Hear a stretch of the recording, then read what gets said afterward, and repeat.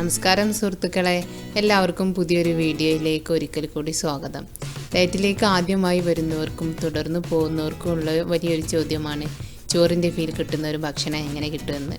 ആ ചോദ്യത്തിന് ഇന്നത്തെ റെസിപ്പിയിലൂടെ ഞങ്ങളൊരു പരിധി വരെ പരിഹരിച്ചു തരാം. കുമ്പളം കൊണ്ടുള്ളൊരു കൂട്ടാനാണ്. അതിൽ കുറച്ച് ഞങ്ങളുടെ പൊടിക്കൈകളും. ഞങ്ങൾ 3 തവണ ഉണ്ടാക്കി. എല്ലായ്പ്പോഴും ഇത് വമ്പൻ ഹിറ്റായിരുന്നു. നിങ്ങൾക്കും ഇഷ്ടപ്പെടും എന്ന പ്രതീക്ഷയോടെ റെസിപ്പിയിലേക്ക് പോകാം. ഇവിടെ ഞാൻ 4 പച്ചമുളകും ഒരു കഷ്ണം കുമ്പളം എടുത്തിട്ടുണ്ട്. ആദ്യം കുമ്പളൊന്ന് മുറിച്ചെടുക്കാം.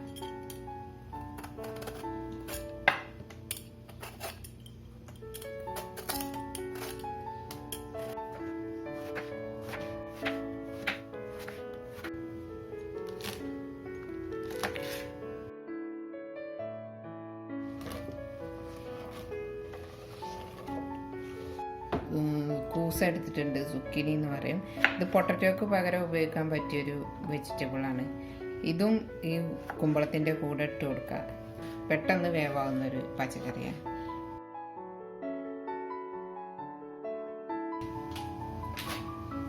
പാകത്തിന് ഉപ്പ് ചേർക്കാം. ഇത് ഇളവനാണ്, മൂപ്പ് കുറഞ്ഞ കുമ്പളാണ്.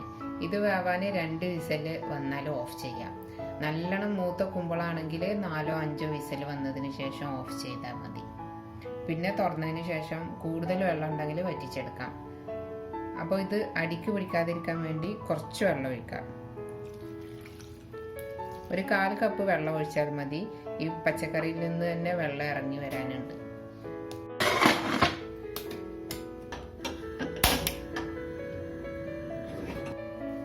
കുമ്പളം വേവായി വരുമ്പോഴത്തിന് നമ്മൾക്ക് അതിലേക്ക് ഒരു അരപ്പ് തയ്യാറാക്കണം.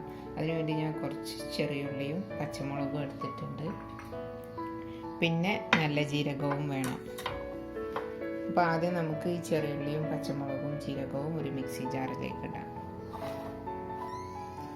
അല്പം നല്ല ജീരകം ചേർത്ത് കൊടുക്കുക. ചില ആൾക്കാർക്ക് നല്ല ജീരകത്തിൻ്റെ ടേസ്റ്റ് അധികം ഇഷ്ടാവില്ല. അപ്പോൾ വളരെ കുറച്ച് ചേർത്താൽ മതി. ആദ്യം ഇതൊന്ന് പൊടിച്ചെടുക്കാം. പൊടിച്ചെടുത്തതിന് ശേഷം തേങ്ങ ചേർത്തിട്ട് പൊടിച്ചെടുക്കാം. ആദ്യം തന്നെ തേങ്ങ ചേർത്താൽ തേങ്ങ ഒരുപാട് അരഞ്ഞു പോകും. ഇത് അരഞ്ഞു കിട്ടിയിട്ടും ഉണ്ടാവില്ല. അപ്പം അതുകൊണ്ടാണ് ആദ്യം ഇതൊന്ന് പൊടിച്ചെടുക്കുന്നത്.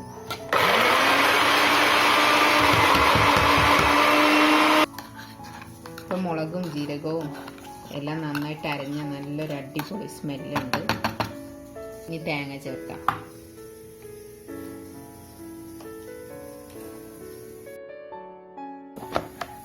ഇതൊന്ന് പൊടിച്ചെടുക്കാം.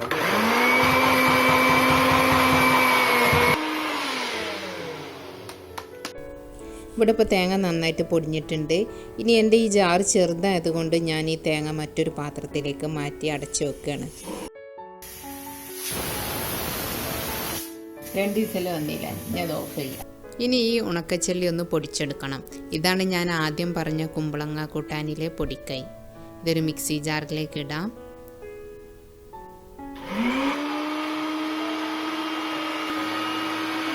ചെള്ളി ഇപ്പോൾ ഇവിടെ പൊടിഞ്ഞ് കിട്ടിയിട്ടുണ്ട്.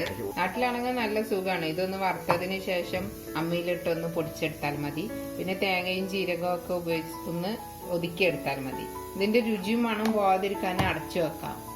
ഇനി കുക്കർ തണുത്തതിന് ശേഷം തുറന്നു നോക്കിയിട്ട് ഈ അരപ്പ് ചേർത്തിട്ട് തിളപ്പിച്ചെടുക്കാം. നമുക്ക് കാത്തു നിൽക്കാൻ സമയമില്ലെങ്കിൽ കുക്കർ തുറക്കാൻ ഇതുപോലെ അടിയിൽ കുറച്ച് വെള്ളം ഒഴിച്ചു കൊടുത്താൽ മതി. അടിയിലിട്ടോ, മോടിയിൽ അടപ്പിൻ്റെ മേലെ വെള്ളം ഒഴിച്ചു കൊടുത്താൽ ഉള്ളിലേക്ക് വെള്ളം പോകും. ഇപ്പം വേഗം തുറക്കാൻ പറ്റി. ഞാനിത് വെള്ളം ഒരുപാടുണ്ട്, അപ്പോൾ ഒന്ന് വറ്റിച്ചെടുക്കണം. അത് ഈ പച്ചക്കറീൻ്റെ അകത്തുള്ള വെള്ളമാണ്. കുമ്പളമൊക്കെ ഒന്ന് നന്നായിട്ട് ചുരുങ്ങിയില്ലേ, നന്നായിട്ട് വെന്തിട്ടുണ്ട്. ഉപ്പ് നോക്കട്ടെ, ഉപ്പുണ്ട്. ഇപ്പോൾ വെള്ളം ഒരു പകുതി വറ്റിയിട്ടുണ്ട്. ഇനി ഈ തേങ്ങ പൊടിച്ചത് ചേർത്ത് കൊടുക്കുക. ഉള്ളിയും പച്ചമുളകും ജീരകവും കൂടെ ചേർത്ത് അരച്ചത് ചേർത്ത് കൊടുക്കുക.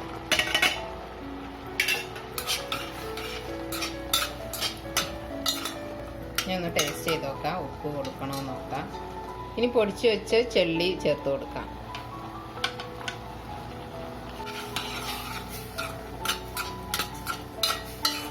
നമ്മൾ തേങ്ങ ചേർത്തൊന്ന് തിളപ്പിച്ച് വന്നപ്പോൾ ആ ബാലൻസ് ഉണ്ടായിരുന്ന വെള്ളവും നല്ലൊരു പാകമായിട്ടുണ്ട്. ഇനി ഫ്ലെയിം ഓഫ് ചെയ്യാം. എല്ലായിടത്തും നന്നായിട്ടൊന്ന് തിളച്ചിട്ടുണ്ട്. ഇത്രയും മതി. ഇനി കുമ്പളത്തിലേക്ക് നമുക്ക് കടുക് വറുത്തിടാനായിട്ട് ഞാൻ കുറച്ച് വെളിച്ചെണ്ണ ഒഴിച്ചു കൊടുത്തിട്ടുണ്ട്.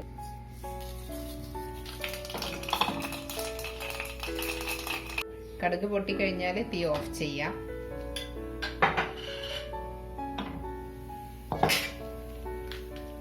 ചുവന്നമുളക് മുറിച്ചിട്ട് കൊടുക്കാം.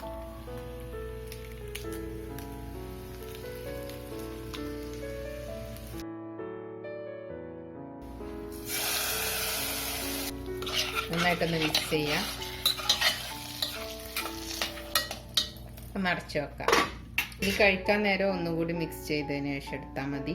ചെറു ചൂടോടുകൂടി കഴിക്കുകയാണ് ഇതിൻ്റെ ടേസ്റ്റ്. നന്നായിട്ടൊന്ന് മിക്സ് ചെയ്തതിന് ശേഷം നമുക്കിത് കഴിക്കാം.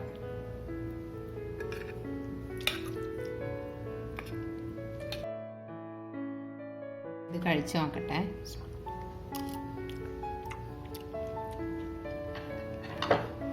നല്ല അടിപൊളിയായിട്ടുണ്ട്. നമ്മൾ ചോറിൽ ചെള്ളിച്ചമ്മന്തി കൂട്ടി കഴിക്കുന്ന ഒരു ഫീല് കിട്ടുന്നുണ്ട്. ഇതിനോടുകൂടി സൈഡ് ഡിഷായിട്ട് ഒന്നും വേണമെന്നില്ല. ഇനി തൈരോ അച്ചാറോ ഒക്കെ കഴിക്കാം. ഒരിക്കലും മീൻ പൊരിച്ചത് കൂട്ടി കഴിച്ചപ്പോൾ അതിൻ്റെ ആവശ്യം തോന്നിയില്ല. ഇതിങ്ങനെ തനിച്ച് കഴിക്കാൻ തന്നെ നല്ല ടേസ്റ്റ് ഉണ്ട്. ഞാനിത് എൻ്റെ ഹസ്ബൻഡിന് ഉണ്ടാക്കി കൊടുത്തപ്പോൾ ഇതിനകത്ത് കുമ്പളാണെന്ന് മനസ്സിലായതേ ഇല്ല.